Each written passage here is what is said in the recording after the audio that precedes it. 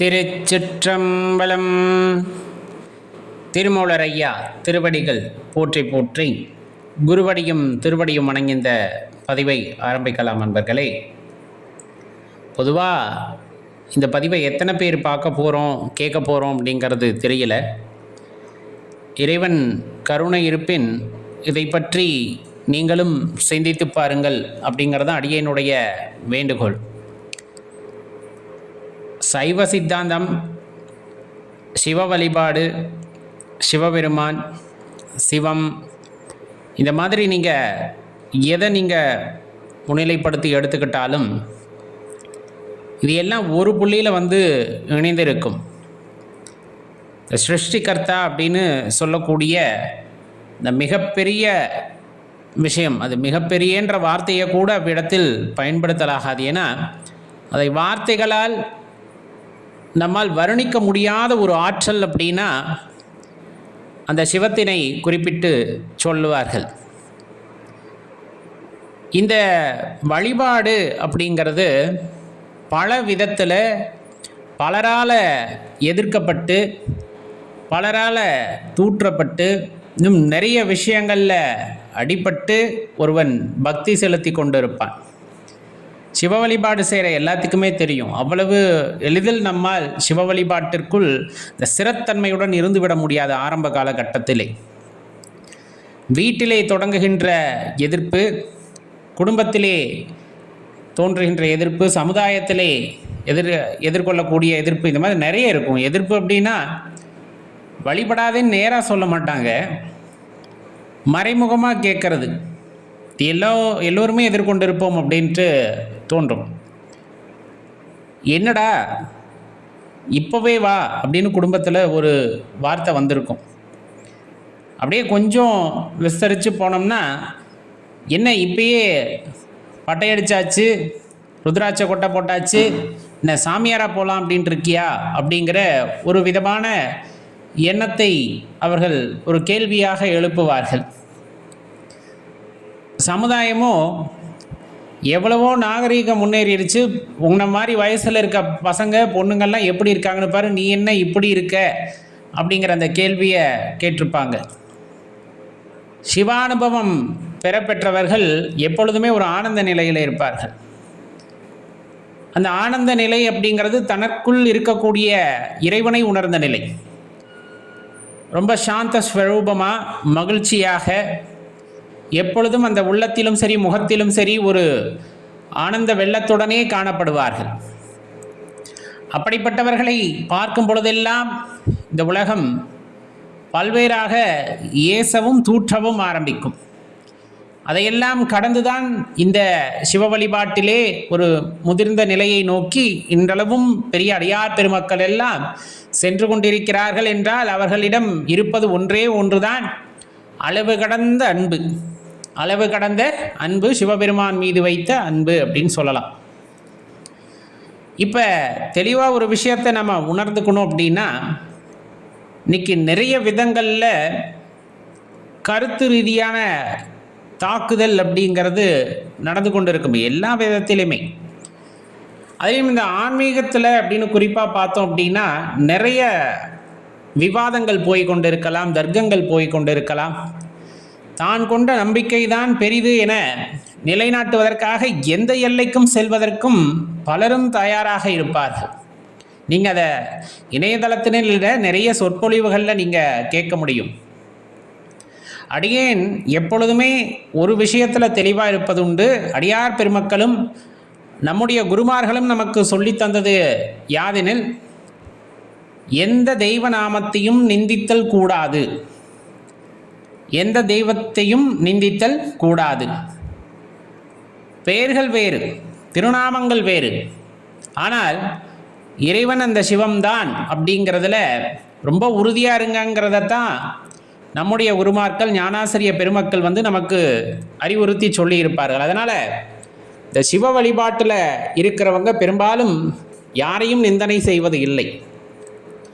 ஏனென்றால் அடியார் பெருமக்கள் அனைவரும் உணர்ந்தது என்னன்னா, பார்க்கின்ற எல்லா பொருளும், அசையும் அசையாத பொருள் எதுவாயினும் சரி, பார்க்கின்ற எல்லா சக்திகளும் சரி, வழிபடுகின்ற எல்லா தெய்வங்களும் சரி, எல்லா தெய்வ திருநாமங்களும் சரி, எல்லாம் எங்கு சென்று சங்கமிக்கும் அப்படின்னு பார்த்தோன்னா எம்பெருமான் இறைவனிடமே சென்று சங்கமிக்கும் அப்படிங்கிறத உணர்ந்ததுனால யாரையுமே நிந்திக்க மாட்டார்கள். சிவனடியார்கள், சிவபக்தர்கள், இறைவனை உள்ளார உணர்ந்தவர்கள், தன் நிலை உணர்ந்து தான் யார் என்பதை உணர்ந்து சிவத்துடன் ஐக்கியமாகி எப்பொழுதுமே பேரானந்த நிலையிலே இருப்பார்கள். அன்பு வயப்பட்டவர்களாக இருப்பார்கள். இந்த மாதிரி பல்வேறு விஷயங்களை சொல்லிக்கொண்டே போகலாம். அவர்களுக்கு மனதில் கவலை ஏற்படும் பொழுதெல்லாம் அந்த கவலையை கொண்டு போய் இறைவன் திருப்பாதத்திலே வைத்து விடுவார்கள். நான் ஏன் கவலை பண்ணும், இந்த விஷயம் நடந்ததுக்காக நீ தான் கவலை பண்ணும், நீயே கவலைப்பட்டுக்க அப்படின்னா அவங்க சிரிச்சுக்கிட்டு தான் உட்காந்துருப்பாங்க. பார்த்தா நம்மளுக்கே தோணும், என்னடா இவ்வளவு துக்க நிலையிலும் கூட இவ்வளவு சாதாரணமாக இருக்கிறாங்களே அப்படிங்கிற நிறைய பேர்த்த நம்ம பார்த்துருப்போம். ஒருவேளை நாமுமே அப்படி இருந்திருக்கலாம். ஏன்னா உண்மையை உணர்ந்து கொண்ட தருணம் அது. பிறப்பாகட்டும் இறப்பாகட்டும், வருகின்ற கஷ்டமாகட்டும் இன்பமாகட்டும், எதுவாயினும் சரி கடந்து போக போகிறது. அந்த நிமிடத்தை தாண்டி அது நீடித்திருப்பதற்கு இல்லை. ஒரு நாள் 2 நாள் அதிகபட்சம், அதற்கப்புறம் அதையும் மறந்துடுவாது. எவ்வளவு பெரிய நன்மையாக இருந்தாலும் சரி, எவ்வளவு பெரிய கொடுமையான விஷயமா இருந்தாலும் சரி, பெரிய இழப்பாக இருந்தாலும் சரி, அதை மறந்து விடுவோம். காரணம் மறைத்தல் என்னும் தொழிலின் காரணமாக.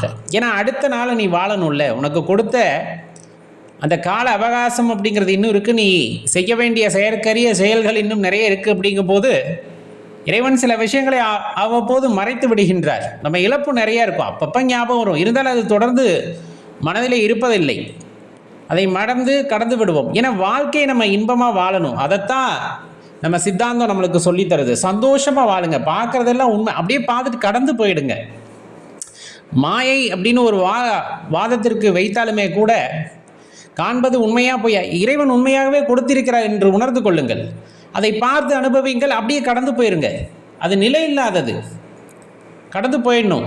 அதையே பிடிச்சிட்டு இருக்கக்கூடாது, அதுதான் எல்லாம் என்று இருக்கக்கூடாது.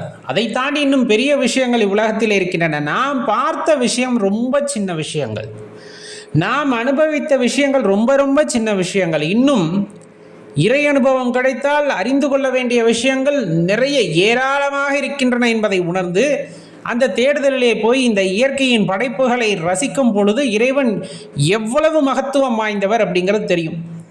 ஏன், எங்கேயோ ஒரு இடத்துல அந்த பால்வெளி மண்டலத்தில் ஏதோ ஒரு அண்டத்தில் ஏதோ ஒரு சூரிய குடும்பத்தில் எங்கோ ஒரு கோள், அது பூமின்னு பேர் வைக்கப்பட்டது. அந்த கோளிலே ஏதோ ஒரு மூலையில் இருக்கிற இடத்துலையே இவ்வளோ அதிசயங்கள் புதைந்து கிடக்கின்றன என்றால் யோசித்து பாருங்க. நம்ம கண்ணுக்கு முன்னாடி இருக்கிற எல்லா பொருட்களுமே விந்தையானது. நிறைய விஷயங்கள் இயற்கையில் இருக்கின்ற நிறைய விஷயங்களுக்கு அர்த்தங்கள் தேடிக்கொண்டே இருக்க வேண்டியது. அதை பற்றி புது புது கண்டுபிடிப்புகள் வந்து கொண்டே இருக்கு. எங்க இந்த ஒரு கிரகத்தில் மட்டும் இந்த பிரபஞ்சம் இன்னும் நிறைய விஷயங்கள், நம்மை மீறி நிறைய விஷயங்கள் இருக்கின்ற அறிவியல் கண்டுபிடிப்புகளை நம்மால் உணர்ந்து கொள்ள முடிகிறது. இது மட்டுமே கிடையாது, இன்னும் தாண்டி நிறைய படைப்புகள் இருக்கின்றன அப்படின்னு. அப்போ அதையெல்லாம் நாம் பார்த்ததில்லை. அதிலெல்லாம் என்ன இருக்கும் என்று யாருக்கும் தெரியாது. எவ்வளவு விந்தையான விஷயங்கள் இருக்கும் என்று யாருக்கும் தெரியாது. எப்பொழுது தெரிந்து கொள்ள முடியும்? முதல்ல நம்ம வாழ்கிற இந்த கிரகத்தில் நாம் அறியாத பல விந்தைகள் சூழ்ந்திருக்கின்றன.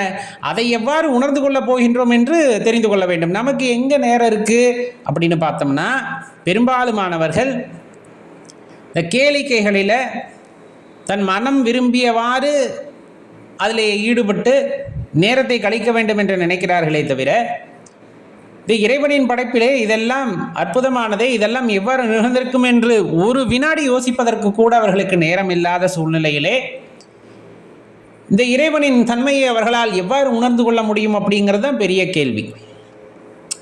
சரி, ஒருவேளை உங்களுக்கு அந்த இறைவன் அப்படிங்கிற பெயர் சொல்ல பிடிக்கல அப்படின்னா கூட இயற்கை அப்படின்னு நீங்கள் வச்சுக்கோங்க. ஏன்னா நிறைய பேர் அப்படி தானே போகிறாங்க, இயற்கை அப்படின்ட்டு. ஆமாம், அப்படியே வச்சுக்கோங்க.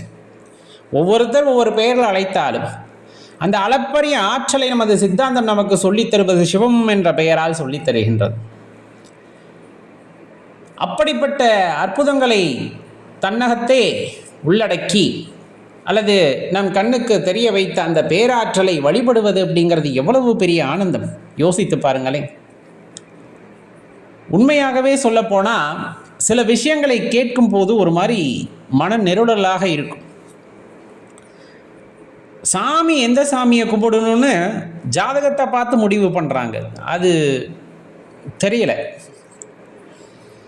இறைவனின் தன்மைக்கு முன்னால், இறைவனின் நலப்பெரிய ஆற்றலுக்கு முன்னால் இந்த கட்டங்கள் எப்படிப்பட்டது அப்படின்னு யோசிக்கும் பொழுது விந்தையாக இருக்கும். கட்டங்கள் பொய் என்று அடியேன் எப்பொழுதுமே சொன்னதில்லை. அது ஒரு வானவியல் சாஸ்திரம். அதையும் கணிப்பதற்கு ஒரு தனித்திறமை வேண்டும், இல்லை என்று இல்லை. அந்த கட்டங்களால் மட்டும்தான் நம் வாழ்க்கை இயக்கப்படுகிறதானா? அது மட்டுமே கிடையாது. இறைவனின் கருணையாலும் இயக்கப்படும். ஏன்னா கருணையாளர், அந்த கட்டங்களை எல்லாம் தாண்டியவர். அப்போ நம்ம பொதுவாக என்ன பண்ணுறோம் அப்படின்னா, போய் உட்காந்துட்டு என்னோட நட்சத்திரத்துக்கு, நான் பிறந்த அந்த ராசிக்கு, என்னோட லக்னத்துக்கு, என்னோட தசாக்கு, புத்திக்கு இப்படி இருக்கிறப்ப நான் எந்த கடவுளை வழிபடணும்? எந்த கடவுளை வழிபடுறதா? அப்போ இன்னுமே நம்ம அடிப்படையவே புரிந்து கொள்ளவில்லையா அப்படிங்கிறதான பெரிய கேள்வி. திருநாமங்கள் வேறாக இருக்கலாம், இறைவன் ஒன்றுதான். பெரிய பெரிய படைப்புகள் வேறாக இருக்கலாம், படைத்தவன் ஒன்றுதான். அந்த அடிப்படை விஷயத்தை நாம் உணர்ந்து கொள்ளாத வரையிலே ஆன்மீகத்தில் ஒரு சின்ன அடியை கூட எடுத்து வைக்கவில்லை அப்படிங்கிறத புரிஞ்சுக்கணும். அந்த புரிதல் எவ்வாறு ஏற்படும்? யாருக்கு ஏற்படும்? இறைவனை மனதார நேசிப்பவர்களுக்கு ஏற்படும். இறைவனை முழுதாக அன்பு செய்பவர்களுக்கு அது ஏற்படும். நிறைய விதமான பேச்சுகள் நீங்கள் எங்கே பார்த்தாலும் இருக்கும். தான் கொண்ட கொள்கையை உயர்த்தி பிடிக்க வேண்டும் என்பதற்காக மற்ற திருநாமங்களுடைய தெய்வங்களை எல்லாம் இகழ்ந்து பேசுவதை பார்க்க முடியும். சத்தியமாக அடியேன் குறிப்பிடுவது ஒன்றுதான், அவர்கள் அடிப்படை புரிதல் இல்லாதவர்கள், அந்த சமயத்தை பற்றிய புரிதல் இல்லாதவர்கள். சமயம் அப்படிங்கிறது நன்மைகளை போதிப்பது, நல்லவைகளை போதிப்பது. எந்த இடத்திலும் தான் மட்டும்தான் கடவுள் என்று எந்த சமயமும் எடுத்து கூறியிருக்காது. நல்லா படித்து பார்த்தீங்கன்னா தெரியும், இறைவன் ஒருவனே அப்படின்னு தான் எல்லா இடத்துக்கும் போய் நிற்கும். அப்போ நீங்கள் எந்த நாமத்தை கொண்டு அழைத்தால் என்ன அப்படிங்கிற அந்த விஷயத்தை உணர்ந்து இறைவன் ஒருவனே அப்படிங்கிற அந்த தாற்பயத்துக்குள்ளே நீங்கள் வர்றதுக்கு ரொம்ப நெடுநாள் ஆகும் உணர்ந்து கொள்வதற்கு. நிறைய புத்தகங்களில் சொல்லப்பட்டிருக்கும் இறைவன் ஒருவனே, அதை அப்படியே எடுத்துக்கிறது இல்லை. உணர்வது வேறு, படிப்பது வேறு. எப்பொழுது நீங்கள் இறைவன் ஒருவர் என்பதை உணர்ந்து கொள்கிறீர்களோ யார் மீதும் வெறுப்பு வராது. உண்மையாக யார் மீதும் வெறுப்பு வராது. அவர் எந்த இறைவனை வழிபட்டாலும் சரி, எந்த திருநாமத்தில் வழிபட்டாலும் சரி, அவர் மீதும் வெறுப்பு வராது. அவரையும் அனுசரித்து போக நமது மனது சொல்லும். காரணம், நாம் உணர்ந்து விட்டோம் இறைவன் ஒருவர் தான். இந்த அருட்பெரும் ஆற்றல் அப்படிங்கிறது ஒரே ஒரு சக்தி தான் என்பதை உணர்ந்து விட்டோம். அப்போ அவங்க எந்த நாமத்தில் வைத்து அழைத்தால் என்ன, எல்லாம் ஓரிடத்திற்கு தான் வரப்போகிறது என்பதை நாம் உணர்ந்து விட்டால் நாம் அமைதியாக விட வேண்டும் அல்லவா? மாறாக ஒரு சிலர் இதுதான், இவர் சொல்லியதுதான் அப்படின்ட்டு நிறைய இடங்களில் அந்த மாதிரி பேச்சுகளையும் கேட்க முடியும். நிறைய ஆன்மீகவாதிகளே பேசும் போதும் கூட அந்த பிரிவினைவாதமான சில விஷயங்களை அவ்விடத்திலே பேசும்போது உண்மையாகவே ஆன்மீகத்தின் அடிப்படை உணர்ந்தவர்கள் தானா இவர்கள் அப்படிங்கிற மாதிரி பேச தோன்றும். இவர் வேறு, இவர் வேறு, இரண்டு திருநாமங்கள் ஒரு இறைவனுக்கு இருக்கக்கூடாது என்றே இவர்கள் கங்கணம் கட்டி கொண்டு இருப்பார்கள் போல.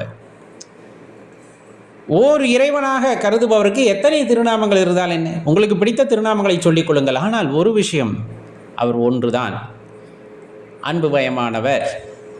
அவருடைய ஆற்றலை நீங்கள் அளவிட முடியாது. ஆதியும் அந்தமும் இல்லாத பரம்பொருள், தேடினும் கிடைக்காத பெரும் பொருள். இன்னும் நிறைய சொல்லிக்கொண்டே போவதற்கு நிறைய ஞானிகள் அவர்களை பற்றி விளக்கவும் செய்திருக்கிறார்கள். அதை பற்றி படித்து தெரிந்து கொள்வதை விட அவரை உள்ளார உணர்ந்து நாம் அவரை உணர்ந்து கொள்ளுதலே சிறப்பு அப்படிங்கிறது அவரவருக்கு கிடைக்கின்ற அற்புதமான அனுபவம். அந்த அனுபவம் நமக்கு கிடைக்கப் பெறுகிறது என்றால் உண்மையாகவே அதெல்லாம் பெரிய விஷயம். இறைவனை அல்லது இறைவனிடம் அன்பு செய்தல் அப்படிங்கிறது உண்மையாகவே மிகப்பெரிய விஷயம். அதெல்லாம் பெரிய கொடுப்பனையும் கூட, யாருக்கும் கிடைக்காத கொடுப்பனை. உங்களுக்கு கிடைத்திருக்கிறது என்றால் அந்த அன்பு செய்கின்ற அந்த குணத்தை மாற்றிக்கொள்ளாதீர்கள். சிவம் எப்பொழுதும் உங்களுக்கு துணை இருக்கும். சிவபெருமான் வடிவில் துணை இருக்கும். சதாசிவரின் வடிவில் துணை இருக்கும். ஆதிசக்தியின் வடிவில் துணை இருக்கும். நீங்கள் எந்த திருநாமத்தை சொன்னாலும் சரி, அந்த திருநாமத்தின் வடிவாக துணையிருந்து உங்களை வழிநடத்தி போகும் அன்பாகவே இருக்கணும். எப்போவுமே மகிழ்ச்சியாக இருக்கணுங்க, பிறருக்கு துன்பம் தராமல். நாம் செயல் பிறருக்கு துன்பம் தரக்கூடாது. பிறருக்கு துன்பம் தராமல் நாம் மகிழ்ச்சியாக இருக்கின்றோம் என்றால் அந்த வாழ்க்கையை விட வேறு எந்த வாழ்க்கையும் சிறந்ததல்ல இந்த உலகத்திலே. பிறரை கஷ்டப்படுத்தி தம் வார்த்தைகளால் பிறர் மனதை புண்படுத்தி நாம் மகிழ்வாக இருக்கின்றோம் என்றால் அது வாழ்க்கை அல்ல என்பதை உணர்ந்து கொள்ள வேண்டும். அதுதான் அடிப்படை புரிதல். அந்த அடிப்படை புரிதல் ஒருவருக்கு இருக்கிறது அப்படிங்கும் போது அவர் மிகவும் உன்னதமானவர் அப்படின்னு அதில் மாற்று கருத்தை நீங்கள் கொள்ள வேண்டாம்.